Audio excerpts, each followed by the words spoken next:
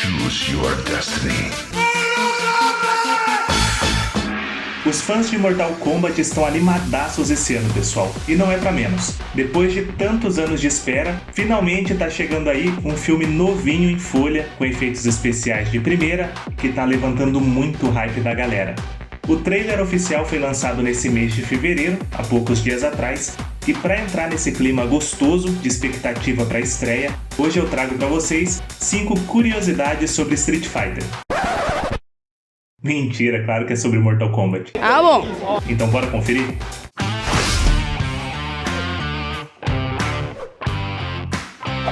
Sem dúvidas, Mortal Kombat marcou época e foi um divisor de águas na indústria dos games no que diz respeito a jogos de luta, marcou uma geração. E é muito bom poder falar para vocês de um dos jogos que marcaram a minha infância, e pesquisando para esse vídeo eu vi quanta coisa legal tem a respeito da franquia, algumas que eu já tinha até me esquecido e outras que eu nem fazia ideia.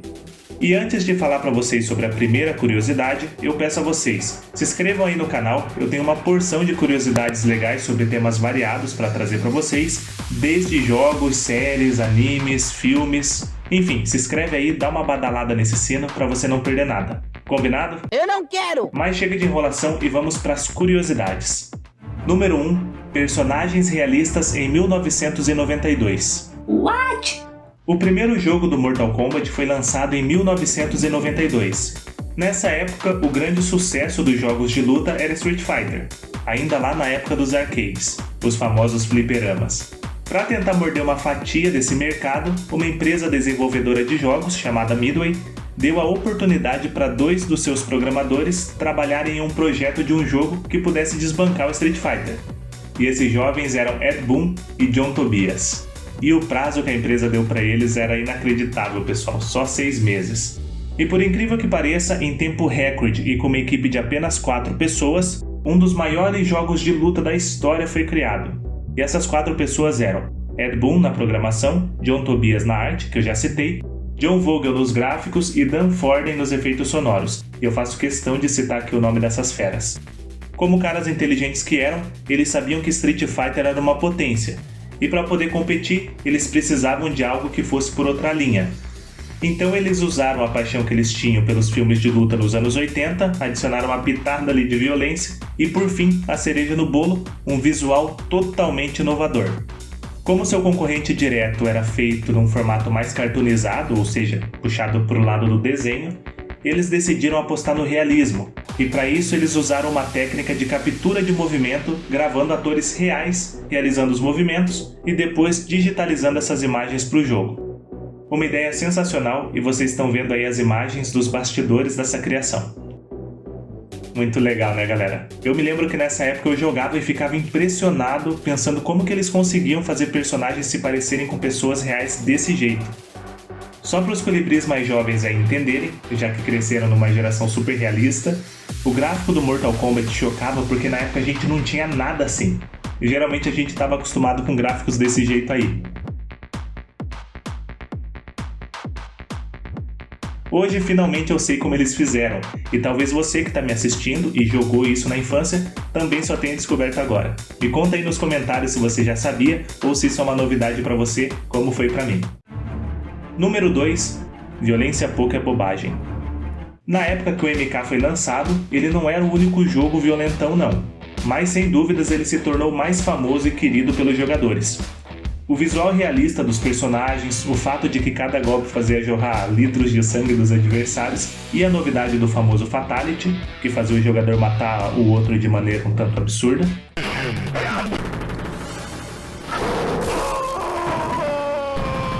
Scorpion, win, fatality.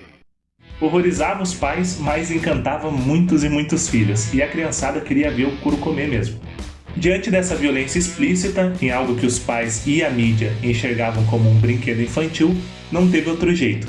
Os noticiários de TV davam cada vez mais notoriedade à violência do Mortal Kombat. Some parents think it's just too violent for their kids. Carol Lynn joins us live now from Northridge with more on that story. Carol?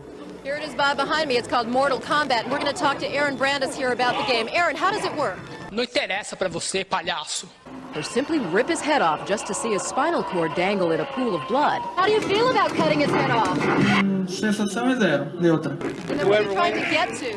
Fatality? Não interessa, isso é problema meu. This is the kind of violence that critics are pretty worried about.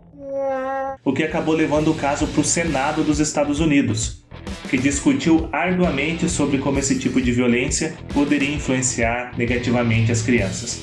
Até então, considerando o fato do videogame ser algo relativamente novo, ainda não se tinha noção de que alguns jogos eram feitos para crianças sim, mas outros eram feitos para adolescentes e adultos, como a gente tem hoje. Toda essa discussão envolvendo Mortal Kombat e outros jogos levou à criação de um órgão de classificação etária de jogos nos Estados Unidos. Toda a repercussão gerada pela mídia acabou fazendo o quê? Reprimindo a demanda pelos jogos? Claro que não, né, pessoal? Quanto mais se falava a respeito de um jogo que não poderia ser visto por criança e adolescente, mais as crianças e adolescentes queriam ver e jogar o tal jogo. E contra a vontade, o que esses senadores e a mídia fizeram na época foi presentear a franquia com uma campanha de marketing gratuita e muito eficiente. E o jogo se tornou o sucesso que nós conhecemos hoje em dia. Valeu aí, senadores. Número 3. Toasty! Quem já jogou as versões 2 e 3 do MK tá familiarizado com esse som, que talvez seja o primeiro meme dos jogos. Será que dá pra considerar assim? De repente, no meio de um jogo violento como esse, quando você aplicava um gancho ou uma boa sequência de golpes, vinha esse carinha aí com esse som. Eu achava muito engraçado e era meio que caçoar do oponente ali, né? Mas a maioria das pessoas da época, sem acesso à informação, não sabia o motivo disso e nem conseguia entender o que ele falava. Cada um achava uma coisa diferente. Pra mim sempre foi um simples Yuhu! Então deixa eu contar pra vocês como e por que isso surgiu. Primeiro a gente precisa entender de quem é a cara que aparece aí nos games. Esse sujeito que se imortalizou nos jogos do MK é o Dan Forden, que eu citei na primeira curiosidade como sendo um dos 4 membros iniciais que criaram o Mortal Kombat, e ele era responsável justamente pelos efeitos sonoros. Enquanto desenvolviam esse e outros jogos, os membros da equipe jogavam entre eles, até mesmo para realizar alguns testes. E o Dan, toda vez que ele estava vencendo, ele costumava dizer uma frase que era I predict toast, que em português de hoje seria mais ou menos algo como eu acho que tu tá lascado, velho. Ou you're toast. Nessas brincadeiras entre equipe, a frase acabou se encurtando para toast e com essa entonação engraçada que o Dan fazia. Isso se tornou uma zoeira tão grande entre eles que decidiram colocar essa piada interna dentro do jogo, que se tornou tão famoso e querido pelo público que eles acabaram adicionando o toasty em outras versões do MK. Algumas até com segredos escondidos, como por exemplo apertar baixo Start enquanto a cara do Dan tava na tela para habilitar o personagem Smoke.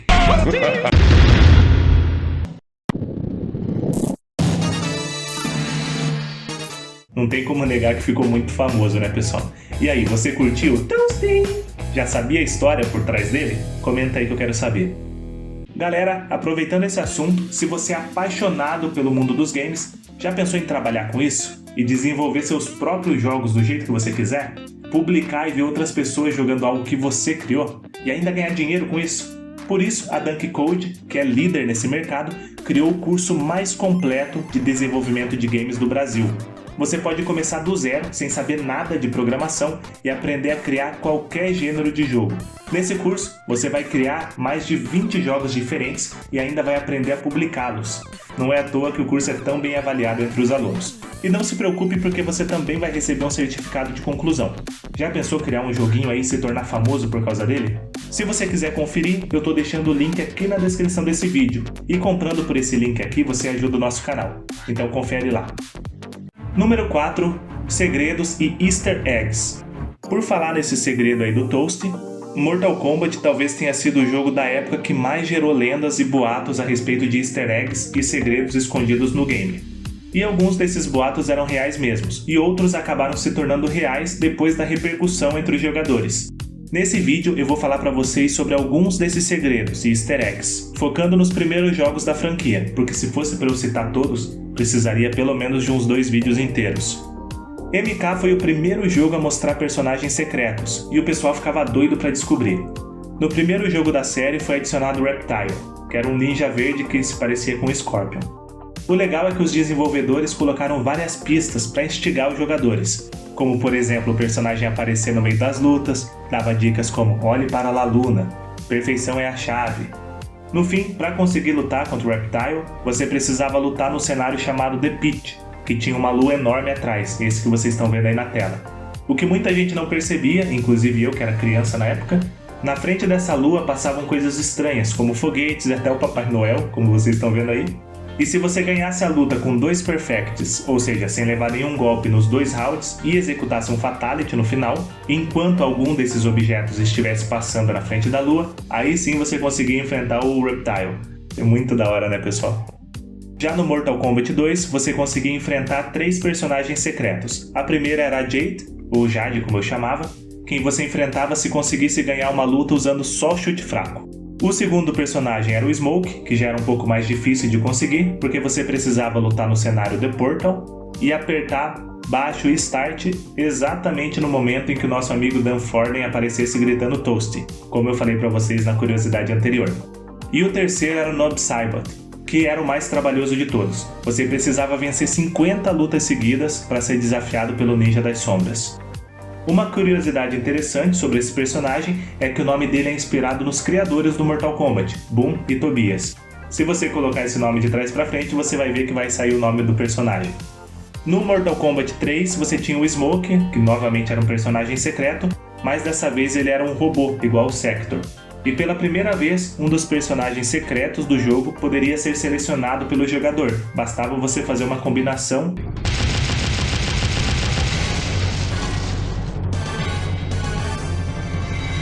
Já no Ultimate Mortal Kombat 3, vários jogadores secretos foram adicionados, e também podiam ser liberados fazendo a combinação dos comandos corretos. Eram eles a Milena, o Sub-Zero original e o Ermac.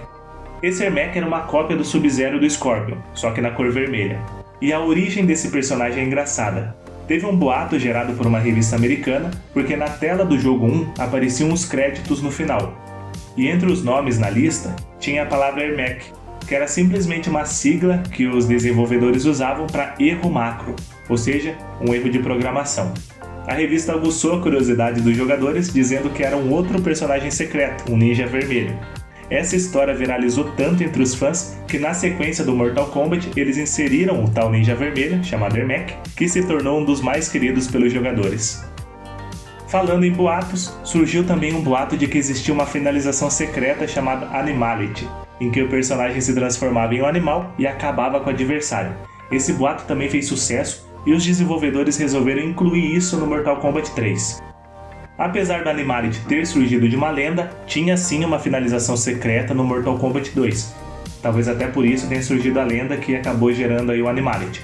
Mas essa finalização secreta era chamada Fergality, para a versão do Mega Drive. Nesse golpe final, o Raiden era capaz de transformar o adversário em Fergus McGovern, um dos desenvolvedores que trabalhava no jogo. Olha só a viagem. Entre muitos outros segredos, depois de 20 anos, fãs da série descobriram códigos especiais nos arcades e conseguiram habilitar menus secretos nos primeiros jogos, que possibilitavam jogar um minigame inspirado em Galaga e ainda assistir todos os fatalities dos personagens. Enfim, pessoal, a lista de segredos e easter eggs desse jogo é enorme. Se vocês quiserem mais segredos e easter eggs, deixem nos comentários que eu posso trazer um próximo vídeo talvez só a respeito disso. Número 5. Filmes, séries e afins. Como Super Mario Bros. E Street Fighter tinham sido adaptados para o cinema, na minha opinião de maneira terrível, não sobrou outra alternativa senão adaptar também Mortal Kombat, que estava fazendo um sucesso absurdo. Na minha opinião, o primeiro filme foi a melhor adaptação de jogo para cinema na época. Esse filme, chamado apenas de Mortal Kombat, foi lançado em 1995 e retratava a história do primeiro torneio da saga, ou seja, a adaptação do primeiro jogo. O filme foi um sucesso de respeito, custou 15 milhões de dólares e acabou faturando 130 milhões, e acabou ganhando ainda o prêmio de melhor trilha sonora com aquela música épica que marcou a série. Choose your destiny. Top demais, né? Aí, embalados por esse primeiro tiro certeiro, a produtora decidiu seguir com um segundo filme e já estava engatilhando um terceiro. E o segundo filme do Mortal Kombat, A Aniquilação, foi lançado em 1997, contando a história da invasão do Shao Kahn no plano terreno, que era a história do Mortal Kombat 3. Eu gostei desse filme, sinceramente falando pra vocês, mas ele foi muito mal recebido e muito mal avaliado pela crítica. Tão mal avaliado que fez a produtora repensar e desistir de lançar o próximo filme. o que pra mim foi uma pena e deixou muitos fãs frustrados esperando por anos um novo filme. E só para registrar, a franquia do MK também teve uma série de desenho animado com 13 episódios, lançada em 1995, que foi exibida no Brasil pela Record, mas ela não foi bem recebida pelo público. Afinal de contas, por ser um desenho animado, eles tiveram que cortar muito do sangue e da violência que faz parte da história, o que desagradou os fãs que esperavam algo mais no estilo Mortal Kombat. Era meio óbvio, né? Depois disso, teve também uma série de TV chamada Mortal Kombat Conquest, lançada em 1998, com 22 episódios. Essa série foi transmitida no SBT aqui no Brasil e contava a história do grande Kung Lao, que foi o primeiro herói que salvou a terra do Shang Tsung.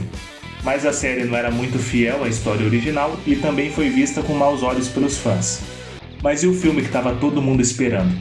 Alguns anos depois, um diretor chamado Kevin, de sobrenome difícil, lançou um curta-metragem no YouTube chamado Mortal Kombat Rebirth.